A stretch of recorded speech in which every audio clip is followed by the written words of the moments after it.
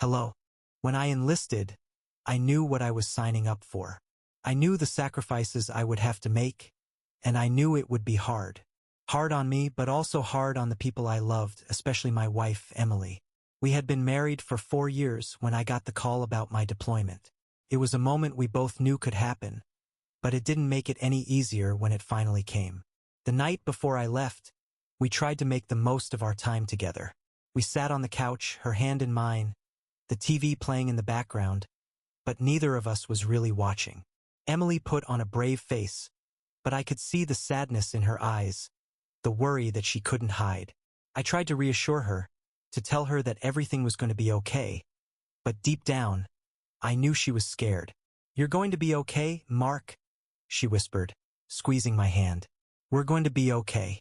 I'll be right here waiting for you." I kissed her forehead, trying to ignore the tightness in my chest. "I know, Em. I love you. We're going to make it through this, and I'll be back before you know it." The next morning, we said our goodbyes. Emily stood there, her arms wrapped around herself, tears streaming down her face as I got ready to leave. She waved until I was out of sight, and the image of her standing there stayed with me for the entire journey to the base. I tried to focus on the mission, tried to remind myself why I had enlisted in the first place, but it was hard to ignore the ache in my heart. Once I was deployed, the days turned into weeks, and the weeks into months. The routine of deployment was grueling, filled with long days, constant drills, and sleepless nights. But what kept me going was knowing that back home, Emily was waiting for me. I looked forward to our calls, our messages, the small moments when I could hear her voice and be reminded of the life we had together. First, things seemed okay. Emily would send me messages, telling me about her day, about the things happening back home. We'd talk whenever we could, video calls when the connection allowed it, or simple text messages when it didn't. She'd send me pictures of our house, of our cat curled up on the couch, of the little things that made me feel like I was still a part of her life. But then, slowly, things started to change. The messages became less frequent, the calls shorter. She seemed distracted, distant, like she was pulling away from me, and I didn't know why. I tried to tell myself that she was just busy, that it was hard for her too, being alone while I was so far away. I tried to be understanding, to give her space, but I couldn't shake the feeling that something was wrong. One night, I finally managed to get a video call through. The connection was bad, the screen glitching, but I could still see her face. She looked tired, her smile forced, and the warmth that was usually in her eyes was missing. My stomach twisted, a sense of unease settling over me. "Hey, babe," I said, trying to keep my voice light. "It's good to see you." She smiled, but it didn't reach her eyes. "Hey, Mark, how are you?" I shrugged, my heart sinking. "You know, same old, same old. How are things at home?" She hesitated, her eyes flickering away from the camera for a moment. "They're fine. Just busy, you know?" I frowned, my chest tightening. "Is everything okay? You seem different." She let out a sigh, her shoulders slumping. "I'm just tired, Mark. It's hard you being gone. I didn't think it would be like this." I nodded, trying to ignore the ache in my chest. "I know, Em. I know it's hard. But I'm coming home soon, and we're going to get through this. I promise." She forced another smile, her eyes not quite meeting mine. "Yeah, we'll see." That was the last time I saw her face. After that, the calls stopped altogether. Days went by without a word from her. Then weeks. I tried not to let it affect me, tried to stay focused on my duties, but the silence from her was deafening. I sent messages, trying to check in, trying to make sure she was okay. But there was no response.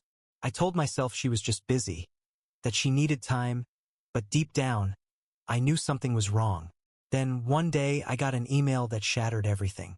It wasn't even from Emily, it was from her friend, Jessica. I remember opening it, my heart pounding, my stomach in knots. The words blurred together, and I read it over and over, trying to make sense of what I was seeing. "Mark, I'm so sorry to be the one to tell you this, but Emily has moved out. She said she can't do it anymore. She can't be alone while you're away. She's with someone else now. I'm really, really sorry." I felt like the ground had been ripped out from under me. I was thousands of miles away in the middle of a war zone, and my wife, the woman who had promised to wait for me, was gone. She hadn't even told me herself. She just left, without a word, without an explanation, and I was left alone, trying to figure out how everything had fallen apart. I tried to call her, but she never answered. I tried to reach out to Jessica, to get more details, but all she could say was that Emily had made up her mind, and there was no changing it. I felt a mixture of disbelief and heartbreak. I had given everything for her, and now she was gone. It wasn't just the affair that hurt. It was the betrayal, the fact that she had left without even giving me a chance to understand. The days that followed were some of the hardest I had ever faced. I went through the motions, doing my job, keeping my head down, but I felt like a part of me had died. My friends noticed the change, the way I had withdrawn, but I couldn't bring myself to tell them what had happened. How do you explain that your entire world had fallen apart while you were thousands of miles away, unable to do anything about it? One night, after another grueling day, I was sitting alone, staring up at the stars, when my buddy Mike came over and sat down beside me. He handed me a beer, not saying anything at first, just waiting. We had known each other long enough that words weren't always necessary. After a long silence, I finally spoke, my voice barely above a whisper. "She left me, Mike. She's gone." He looked at me, his eyes filled with sympathy. "Emily?" I nodded, my throat tight. "Yeah, she's with someone else now. She didn't even tell me herself." Mike let out a sigh, shaking his head. "Man, I'm so sorry. I can't even imagine what that's like." I took a deep breath, trying to steady myself, trying to keep the tears from falling. "I just don't understand. I thought we were okay. I thought we were going to make it through this." Mike put a hand on my shoulder, his grip firm. "You're going to get through this, Mark. I know it doesn't feel like it right now, but you will. You've got us, and we're not going anywhere." I nodded, my heart aching, the weight of everything pressing down on me. I didn't know how I was going to get through it, didn't know if I would ever be able to move past the pain, but I knew I had to try. I had to keep going, one day at a time, and maybe, just maybe, I'd find a way to pick up the pieces of the life that had been shattered. The day of my return was nothing like I had imagined during all those long nights overseas. I had pictured coming home to Emily, her face lighting up as she ran into my arms, the way she always used to when I came back from a work trip. I had dreamed of us sitting on the couch, talking about the future, reconnecting after all the time apart. But instead, I came back to an empty house, a house that no longer felt like home. The flight back was long, each passing hour giving me too much time to think. I knew I wouldn't find Emily waiting at the airport, but it still hurt to see all the other soldiers being greeted by their families. Fathers hugging their kids, wives and girlfriends running into their arms, laughter and tears of joy everywhere I looked. I couldn't help but feel a pang of jealousy and a deep, empty ache in my chest. I had no one waiting for me, no smiling face, no arms to fall into. I grabbed my bag and walked through the airport, feeling like a ghost. People bustled around me, the world moving on, oblivious to the fact that my life had just been shattered. I hailed a cab, my mind drifting to Emily. I kept wondering what I would say to her if I could see her now, if I could somehow convince her to come back. But even then, deep down, I knew it was over. She had made her choice, and I had to find a way to accept it. When I finally arrived home, the silence was deafening. The house was empty, the air stale, and it felt like all the warmth had been sucked out of it. I dropped my bag at the door, my eyes scanning the living room, the kitchen. Everything exactly as I had left it, yet completely different. There were small signs of her absence everywhere. The throw pillows she always insisted on having on the couch were gone. The photos of us, ones I had put up, were still there, but the ones she had put up were missing. I walked through the house in a daze, my footsteps echoing on the hardwood floors. I opened the closet and saw her side was empty, her clothes gone, leaving only my things behind. The dresser was the same, her jewelry box missing, the perfume bottle she always kept on top nowhere to be found. I felt like I was suffocating, the weight of her absence pressing down on me. I ended up sitting on the couch, staring at nothing, my mind numb. I felt like I had lost everything. My wife, my home, my future. I couldn't understand how it had all gone so wrong. I had done everything I could to make sure she was taken care of, that she knew I loved her, that she knew I was coming back to her. But it hadn't been enough. The days that followed were a blur. I tried to keep myself busy, tried to find a way to distract myself from the pain. I cleaned the house from top to bottom, even though there wasn't much left to clean. I went for runs, pushing myself until I was exhausted, hoping that physical pain would drown out the emotional turmoil. But no matter what I did, I couldn't escape the emptiness that had settled in my chest. One day, I decided to go through the attic, something I had been avoiding since I got back. There were boxes up there that Emily and I had packed away when we first moved in. Old memories, keepsakes from when we were dating, things we hadn't wanted to throw away but hadn't needed in our everyday lives.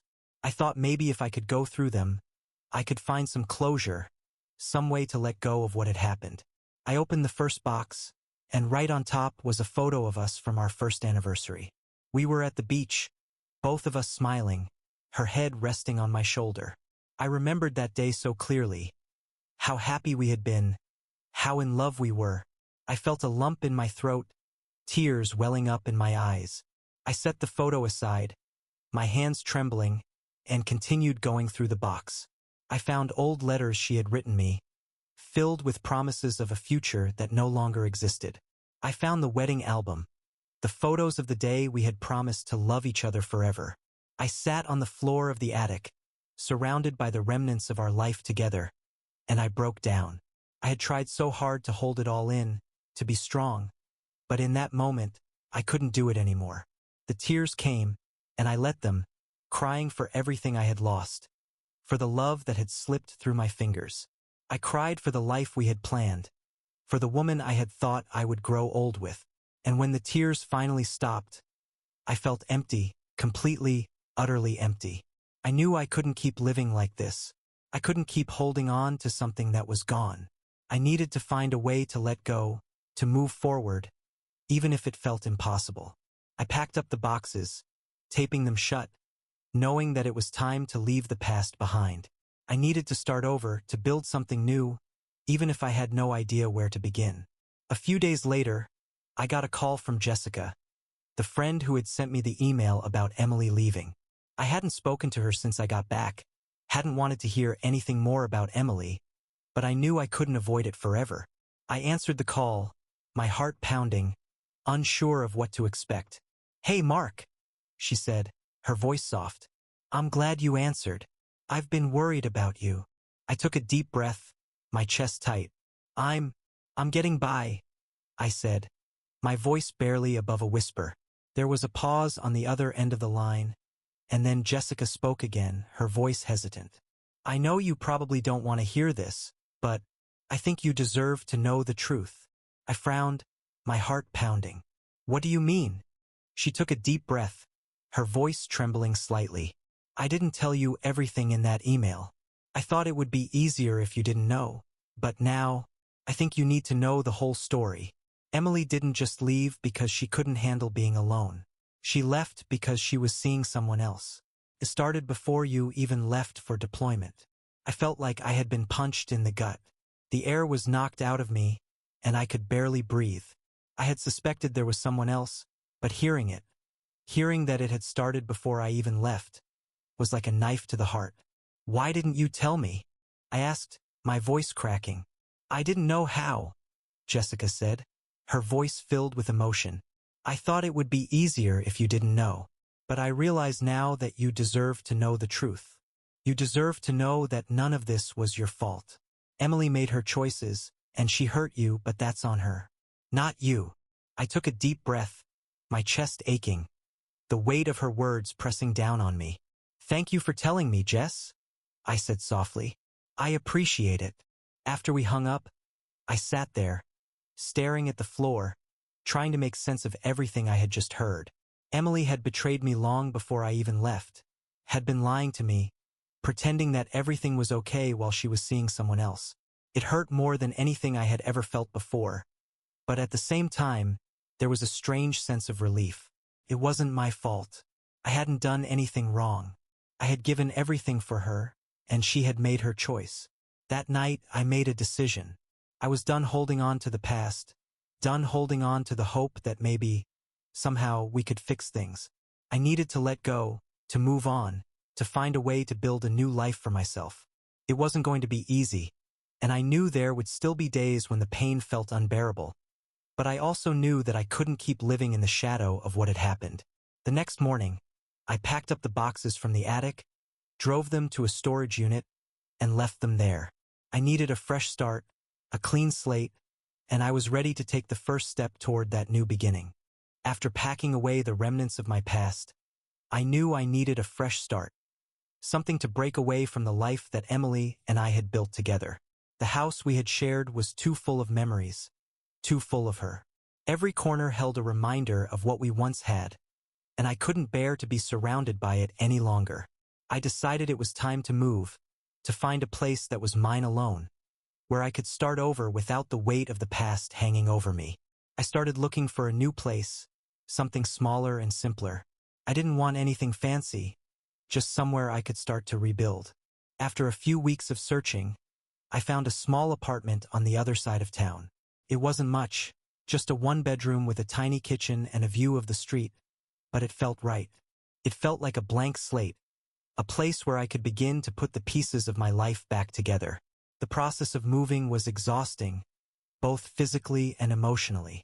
I packed up my things, trying to decide what to keep and what to leave behind. I ended up leaving a lot of it. Furniture, decorations, things that had once been part of our life together. I didn't want them anymore. I wanted to start fresh, to fill my new place with things that represented me, things that felt like my own. The first night in the new apartment was strange. The silence felt different. It wasn't the oppressive emptiness of the old house, but something new, something I was still trying to get used to. I lay on the floor, staring up at the ceiling, surrounded by half-unpacked boxes, and for the first time in a long time, I felt a flicker of hope. It wasn't much, but it was enough to make me believe that maybe, just maybe, I could find a way forward. The next few days were spent settling in, making the apartment my own. I bought a new couch, new dishes, new sheets for the bed, simple things that made the place feel more like home. I hung up a few pictures, not of Emily and me, but of places I wanted to visit, things that inspired me. It was a slow process, but with each passing day, the apartment started to feel more like a place where I could heal. I also knew that I couldn't isolate myself any longer.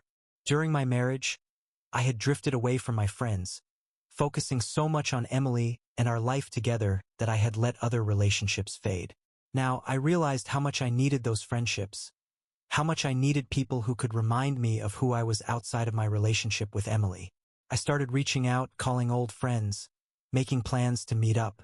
It was awkward at first, trying to explain everything that had happened, but they were there for me, ready to support me in any way they could. One evening, I decided to go out with a group of friends.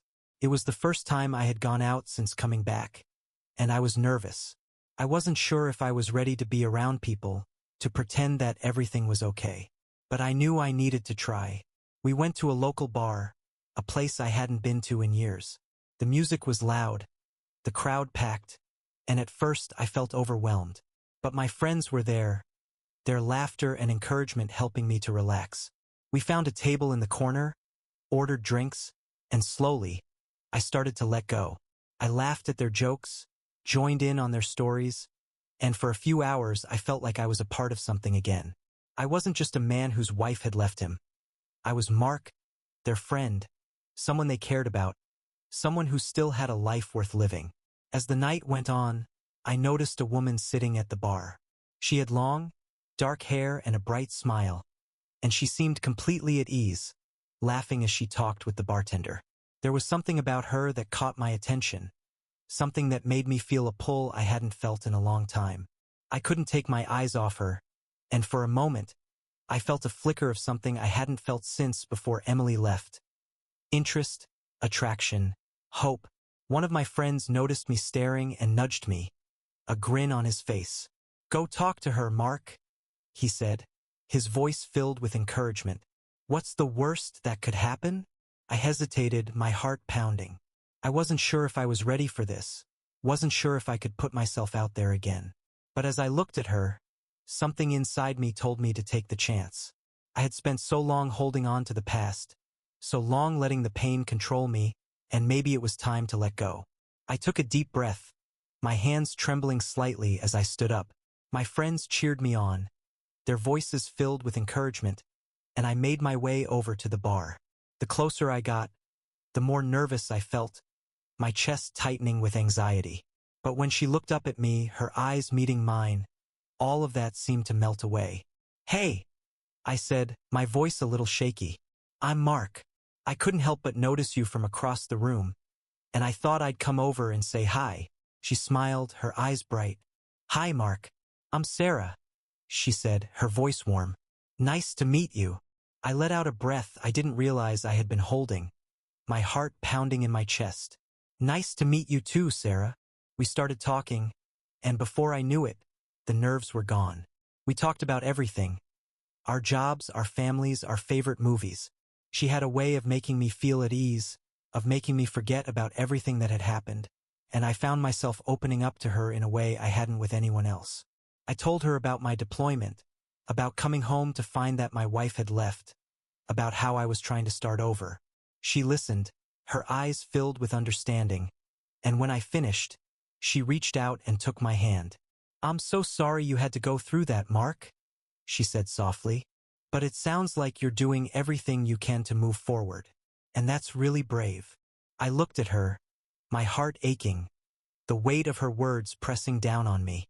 "Thank you," I said, my voice barely above a whisper. "It's been hard, but I think I'm finally ready to let go." She smiled, her eyes shining. "Good, because life's too short to hold on to the past." We spent the rest of the night talking, laughing, and for the first time in a long time, I felt hope, real hope. I didn't know what the future held. Didn't know if Sarah and I would ever be anything more than two strangers who met in a bar. But in that moment, it didn't matter. What mattered was that I was taking a step forward, that I was letting myself feel again, letting myself believe that maybe, just maybe, there was a future worth fighting for. Over the next few weeks, Sarah and I started seeing each other more. We went out for coffee, for dinner, for long walks in the park. She was kind, funny, and she made me feel like I was worth something again. She didn't push me to move too fast, didn't ask for more than I could give, and for that I was grateful. She understood that I was still healing, that there were still wounds that needed time to close, and she was patient. As my relationship with Sarah grew stronger, I felt myself beginning to truly heal. She brought light into my life that I hadn't realized I needed. She made me laugh, made me feel cared for, and gave me the support that I had been craving for so long. But as much as I was moving forward, I knew that I wasn't fully ready to let go of my past. There was one thing I needed: closure. I needed to face Emily and understand why she had left the way she did. I tried to ignore it at first, tried to convince myself that I didn't need to hear her explanations, but deep down, I knew it was the only way I could truly move on. I had spent so long wondering why she had made the choices she did, why she had left me when I was halfway across the world, unable to do anything about it. I needed answers, and I knew that the only way to get them was to ask her directly. One morning, after another restless night, I made the decision. I picked up my phone and sent Emily a message.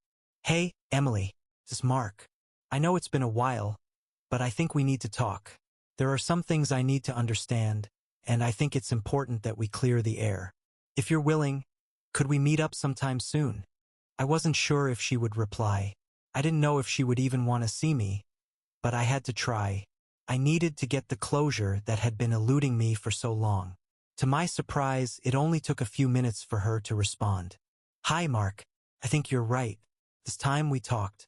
Let me know when and where." A mix of emotions rushed over me. Relief, anxiety, fear. I wasn't sure if I was ready for what I was about to hear, but I knew I couldn't put it off any longer. We agreed to meet at a quiet cafe across town, somewhere neutral where we could talk without too many memories hanging over us. I chose a time when I knew it wouldn't be crowded, hoping that it would make things easier.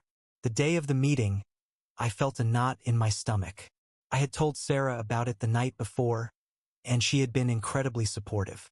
She knew how much this meant to me, and she encouraged me to do whatever I needed to find peace.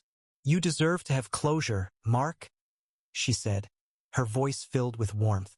"And whatever happens, I'll be here for you." Her words had given me the strength I needed, but as I walked into the cafe, my heart pounded with a mix of fear and uncertainty. I saw Emily right away, sitting at a table near the window, her hands clasped around a mug of coffee. She looked up as I approached, and I could see the nervousness in her eyes. "Hey, Mark," she said softly as I sat down across from her. "Hey, Emily," I replied, my voice trembling slightly. "Thanks for agreeing to meet." She nodded, her eyes dropping to the table. "I think we've both needed this for a while now." I took a deep breath, trying to steady myself. "Yeah, I need to understand why. Why you left the way you did. Why you didn't even tell me yourself." She looked up at me, her eyes filled with regret. "Mark, I'm so sorry for everything. I never wanted to hurt you, and I know I did. I didn't handle things the way I should have." I felt my chest tighten, the pain of everything she had done resurfacing. "I loved you, Emily. I trusted you. You could have talked to me. You could have told me how you were feeling instead of leaving." She nodded, her tears welling up. "I know, and I wish I had. But I was scared, Mark. I was alone, and I felt like I couldn't do it anymore. I didn't think I was strong enough to handle being the wife of a soldier. And when I met him," she paused, her voice breaking, "I thought it was love. I thought it was an escape from the loneliness, from the fear. But it wasn't real. I see that now." I looked at her, my heart aching. "Why didn't you tell me the truth? Why didn't you tell me before I left?" She wiped her tears, her voice trembling. "I didn't want you to hate me. I didn't want to be the reason you were distracted while you were over there. I thought it would be easier if I just left without saying anything. But I realize now how wrong I was. I hurt you in the worst possible way, and I hate myself for it." I took a deep breath, my chest heavy with a mix of emotions. Anger, sadness, and a strange sense of understanding. "I wish you had been honest with me, Emily. I would have tried to help. I would have done anything to make things better." She nodded, her tears spilling over. "I know, and that's what makes this even harder. You were always so good to me, and I didn't deserve it." "I'm so sorry, Mark." There was a long silence between us, the weight of everything hanging in the air. I could see the regret in her eyes, the pain she was carrying, and a part of me wanted to let go of the anger I had held on to for so long. It didn't make what she had done okay, but I could see that she was genuinely sorry, that she had made mistakes she wished she could take back. "I think it's time we both move on, Emily," I said finally, my voice barely above a whisper. "I'm trying to build a new life for myself, and I think you need to do the same. We can't keep holding on to the past." She nodded, her tears still falling. "I understand, and I want you to be happy, Mark. I hope you find someone who loves you the way you deserve to be loved." I managed a small smile, my heart aching. "I've met someone, Emily. Her name's Sarah, and she's amazing. She makes me feel like I can be happy again." Emily smiled, her eyes filled with a mix of sadness and warmth. "I'm glad, Mark. You deserve that. You deserve all the happiness in the world." When we stood up to leave, Emily reached out and hugged me, her arms wrapping around me tightly. "Goodbye, Mark," she whispered, her voice trembling. "I wish you all the best." "Goodbye, Emily," I replied, my voice cracking. "Take care of yourself." As I walked out of the cafe, I felt a sense of relief wash over me. The chapter with Emily was finally over. I had faced the pain, confronted the questions that had haunted me, and now I was ready to let go. I was ready to move forward, to embrace the life I was building with Sarah. That evening, I met Sarah for dinner. She could tell right away that something had changed, that a weight had been lifted off my shoulders. I told her about the meeting with Emily, about everything we had talked about, and she listened, her eyes filled with understanding. "I'm so proud of you, Mark," she said softly, reaching across the table to take my hand. "It takes a lot of courage to face the past like that." I smiled, my heart swelling with love for her. I couldn't have done it without you, Sarah. You've given me so much hope, so much strength. I can't even begin to tell you how much that means to me. She smiled, her eyes shining. You don't have to tell me, Mark. I see it every day. And I want you to know that I'm here, no matter what. I love you. My heart skipped a beat, the words hanging in the air between us. I had known, deep down, that I loved her, that I had fallen for her in a way I never thought I would be able to again. And in that moment, I knew I was ready to say it, ready to let myself feel it fully. I love you too, Sarah, I said softly, my voice cracking, more than I ever thought I could. As we sat there, our hands intertwined, I felt a sense of peace that I hadn't felt in a long time. I had faced my past, found the closure I needed, and now, I was ready to embrace the future, with Sarah by my side. After the conversation with Emily, everything felt different. There was a lightness I hadn't felt in a long time, as if the weight of the past had finally started to lift. I knew the wounds would still take time to heal, but I was ready to move forward, to truly embrace the new life that was in front of me. Sarah had become such an important part of my life, and every day I spent with her, I found myself falling more in love. She brought joy into my world in a way I hadn't thought possible after everything that had happened. She didn't try to fill the void that Emily had left. Instead, she created something new, something that was uniquely ours. We spent our weekends exploring new places, going for hikes, trying out new restaurants, and just enjoying being together.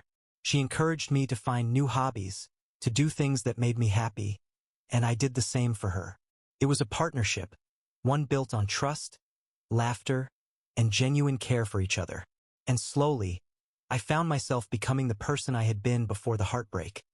Someone who could smile, laugh, and enjoy life without the constant shadow of pain. One Sunday afternoon, we decided to drive out to a nearby lake. It was a beautiful day, the sun shining down on us, the breeze carrying the scent of pine and fresh water. We brought a picnic, and as we sat by the lake, watching the gentle ripples on the water, I realized how far I had come. I was no longer haunted by the what-ifs, no longer consumed by thoughts of what could have been. Instead, I was fully present in the moment, enjoying the warmth of Sarah by my side. She leaned her head against my shoulder, her hand resting in mine. "It's so peaceful here," she said softly, her voice filled with contentment. I smiled, turning my head to kiss her forehead. "Yeah, it is.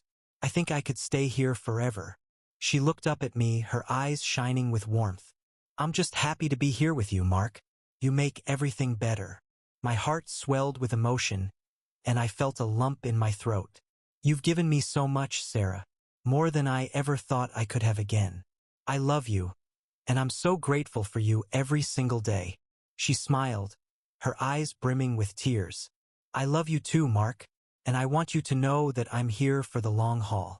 Whatever comes our way, we're in this together." I pulled her closer, holding her tightly as I whispered, "I wouldn't want it any other way."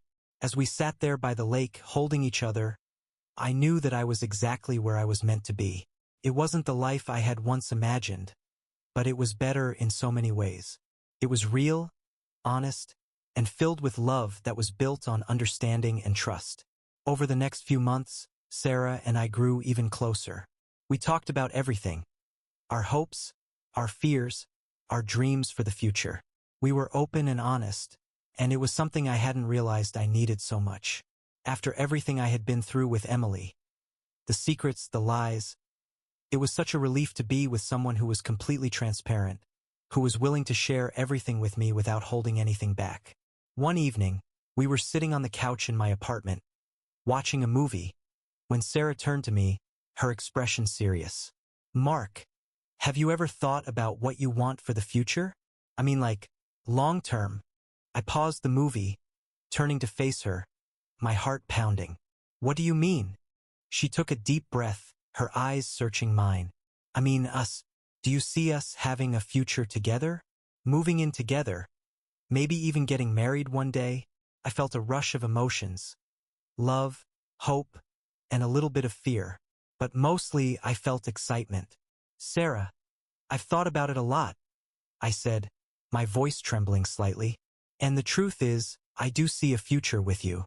I want all of that. I want us to move in together, to build a life together, to get married someday. I love you, and I can't imagine my life without you." Her eyes filled with tears, and she smiled, her face lighting up. "I feel the same way, Mark. I want a future with you. I want everything with you." We hugged, and in that moment, I felt a sense of certainty that I hadn't felt in a long time. I knew that whatever came our way, we could face it together. I had found someone who loved me for who I was, someone who was willing to stand by me no matter what, and I was ready to do the same for her. A few weeks later, Sarah and I decided to take the next step. We found a new apartment, one that was bigger, with room for both of us and all the memories we were planning to create together. We packed up my old place, laughing and reminiscing as we boxed up my things, and moved into our new home. The new apartment felt different. It felt like a place where we could truly start fresh, where we could build something new together. We spent our first night there sitting on the floor of the living room, eating takeout and drinking wine, surrounded by unpacked boxes, and I realized that I had never been happier. This was what I had been missing for so long: connection, love, and the feeling of belonging. Sarah made the apartment feel like home. She decorated it with little touches: plants on the windowsills, colorful throw pillows on the couch, pictures of us from our adventures together. It was cozy, warm, and filled with love. It was everything I had wanted but hadn't realized I needed. One evening, as we were sitting on the couch, Sarah turned to me, her eyes filled with love. "Mark, do you ever think about where we might be in 5 years?" I smiled, wrapping my arm around her and pulling her close. "I think about it all the time," I said softly. "I see us still here, in our cozy little apartment, maybe with a dog or two. I see us building a life together, full of love and laughter. And I see us getting married, starting a family, and just being happy." She smiled, her eyes shining with emotion. "That sounds perfect."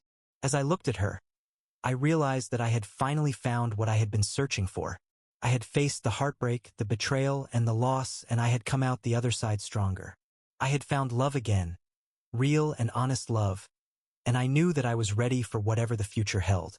Sarah was my new beginning, my fresh start, and my future. And for the first time in a long time, I felt like I was exactly where I was meant to be. Life with Sarah was everything I had hoped for and more. As we settled into our new apartment, I realized that I had finally found my place in the world. The pain from my past was still there, buried deep inside, but it no longer defined me. I had faced it, confronted it, and found a way to move forward. With Sarah by my side, I felt like anything was possible. One day, Sarah and I decided to spend the weekend visiting my parents.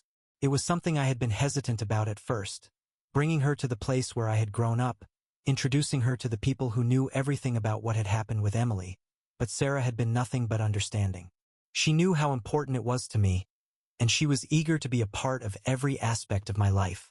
We packed up the car and made the drive to my hometown, the familiar landscape unfolding before us as we left the city behind. The further we went, the more I felt a mix of nostalgia and anxiety. I hadn't been back since everything had happened, and I knew it was going to be emotional, but having Sarah beside me made it easier. When we pulled up to my parents' house, I saw my mom waiting at the door, her face lighting up as she saw us. She waved, and I felt a lump in my throat, my chest tightening with emotion. It had been too long since I'd been home, too long since I had let myself reconnect with the people who loved me most. "Mark, it's so good to see you," my mom said, pulling me into a tight hug before turning to Sarah. "And you must be Sarah. We've heard so much about you." Sarah smiled, her eyes filled with warmth. "It's so nice to meet you, Mrs. Thompson. Mark's told me so much about you both." My mom beamed, giving Sarah a hug as well. "Please call me Linda. Come in, come in. We've got lunch ready." We spent the afternoon talking, eating, and catching up. My parents were so welcoming to Sarah, and I could see how much they appreciated the happiness she brought into my life. It felt like a weight had been lifted off my shoulders, like I could finally share this new chapter of my life with them without the shadow of the past hanging over us. Later, my dad and I went out to the backyard, sitting on the porch with a couple of beers. He looked over at me, his eyes filled with warmth and a hint of concern. "You seem happy, Mark," he said softly. "Really happy." I smiled, nodding. "I am, Dad. I finally found someone who makes me feel like I can be myself again. She's everything I've ever wanted." He nodded, his eyes misting over. "I'm glad, son. After everything that happened, I was worried about you. But seeing you with Sarah, I know you're in a good place." I took a deep breath, my heart swelling with emotion. It took me a long time to get here, but I think I finally understand that everything happens for a reason. If Emily hadn't left, I wouldn't have met Sarah. And I wouldn't trade what I have with her for anything. He smiled, reaching over to give my shoulder a squeeze. "That's the spirit, Mark. You deserve all the happiness in the world." That evening, as Sarah and I drove back to the city, I felt a sense of peace that I hadn't felt in a long time. The trip had been exactly what I needed. A reminder of where I had come from, of the love and support that had always been there for me. And as I glanced over at Sarah, her face lit up by the glow of the setting sun, I realized just how lucky I was. A few weeks later, Sarah and I were sitting in our living room, talking about the future. We had been making plans, talking about our dreams, and for the first time, I found myself considering something I hadn't thought about in years' marriage. It wasn't something I had ever imagined I'd want again after Emily, but with Sarah, it felt right. "Mark," Sarah said, her voice soft, "do you ever think about getting married again?" I looked at her, my heart skipping a beat. "I do," I said, my voice filled with emotion. "I think about it a lot, and I know that if I ever do get married again, I want it to be with you." Her eyes filled with tears, and she smiled, her face lighting up. "I feel the same way." I reached into my pocket, my hands trembling slightly as I pulled out a small box. I had been carrying it around for weeks, waiting for the right moment, and as I looked at her, I knew that this was it. "Sarah," I said, my voice cracking, "you've brought so much love and light into my life, and I can't imagine my future without you. Will you marry me?" She gasped, her hands flying to her mouth, tears streaming down her face. "Yes, Mark. Yes, of course I will." I slipped the ring onto her finger, my heart bursting with joy as she pulled me into a tight hug. We held each other for a long time, the weight of everything we had been through melting away as we embraced the future that lay ahead. The next few months were a whirlwind of excitement and planning. We decided on a small, intimate wedding, just close friends and family, the people who had been there for us through everything. It was a day filled with laughter, love, and the promise of a new beginning. As I stood at the altar, watching Sarah walk down the aisle, her smile bright and her eyes filled with love, I realized that I had finally found what I had been searching for. I had faced heartbreak, betrayal, and loss, and I had come out stronger. I had found love again, real, honest love, and I knew that this was where I was meant to be. Sarah reached the altar, her hand slipping into mine, and as we stood there, ready to make our vows, I felt a sense of peace and happiness that I hadn't felt in years. This was my new beginning, my chance to build a future filled with love, hope, and endless possibilities. We exchanged our vows, our promises to love and cherish each other, and as we sealed it with a kiss, I knew that I was finally free from the shadows of the past. I was ready to embrace the future, to build a life with Sarah that was filled with joy, laughter, and unconditional love. As we walked down the aisle together, hand in hand, surrounded by the people who loved us most, I felt an overwhelming sense of gratitude. Life had taken me on a journey I never could have imagined, one filled with pain and heartbreak, but also one that had led me to Sarah, and for that I was endlessly thankful. Together, we stepped into the future, ready to face whatever challenges lay ahead. We knew it wouldn't always be easy, but we also knew that as long as we had each other, we could get through anything. And that was more than enough. Bye-bye.